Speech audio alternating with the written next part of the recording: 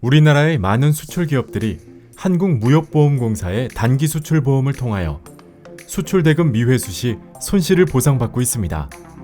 하지만 안타깝게도 제도에 대한 이해 부족 및 사소한 부주의 등으로 보험금을 받지 못하는 경우도 종종 발생하고 있는데요.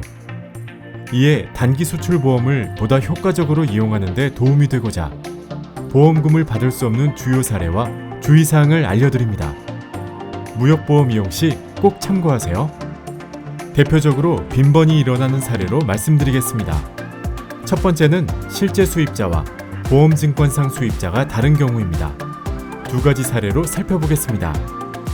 첫 번째, 수출업체는 수입업체 A사에 대하여 보험 한도를 받고 수출 통지하였으나 인보이스 및 수출 서류 등을 확인한 결과 실제 거래는 A사가 아닌 A사의 자회사인 B사와 거래를 진행했어요. 두 번째는 수입업체 C사가 PO를 발행하고 결제를 하다가 C사의 계열사인 D사가 PO를 발행하고 결제하는 방식으로 거래 구조가 변경되었으나 수출업체는 기존대로 C사 앞으로 수출 통지하였습니다. 이 두 가지 사례 모두 보험관계 불성립으로 보상받지 못했습니다.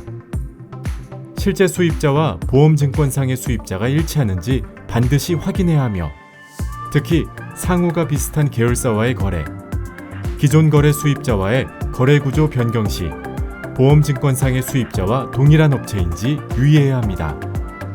위 두 사례와 같이 보험증권상의 수입자와 실제 수입자가 다른 경우는 보험관계가 성립하지 않으므로 보상을 받지 못한다는 점 꼭 기억하세요. 두 번째는 미결제 상태에서 계속 수출한 경우입니다. 이전 수출건이 만기일로부터 30일 이상 연체된 상황에서 추가적으로 수출한 건은 연속 수출에 해당되어 보상이 어렵습니다. 사례를 한번 살펴볼까요? 수출업체 A는 수입업체 B가 기존 선적건에 대하여 만기일인 21년 12월 31일로부터 30일 이상 결제를 지연하고 있었음에도 불구하고 22년 3월 1일과 22년 5월 1일에 동일 수입업체 앞으로 추가 선적하였습니다. 표에 나타난 3번, 4번과 같이 추가적으로 수출한 건은 약관상 연속 수출에 해당되어 보상받지 못했습니다. 수출대금 결제를 만기일로부터 30일 이상 지연하고 있는 수입업체 앞으로는 기존 연체권 결제 전까지 꼭 추가 선적을 유보해주세요. 세 번째는 수출업체에 고의 또는 과실로 손실이 발생한 경우입니다. 두 가지 사례로 예를 들면 수출업체 A는 수입업체 B와의 거래에서 약속된 선적기일을 준수하지 않고 선적하여 수입업체 B는 물품 인수를 거절하고 대금을 미지급하였어요.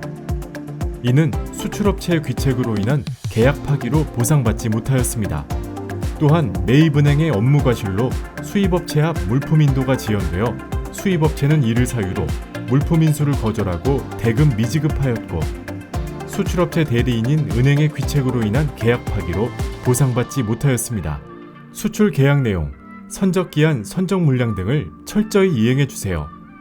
빈번히 발생하는 면책 사례에 유의하시고 무역보험을 보다 안전하고 효과적으로 이용하시기 바랍니다.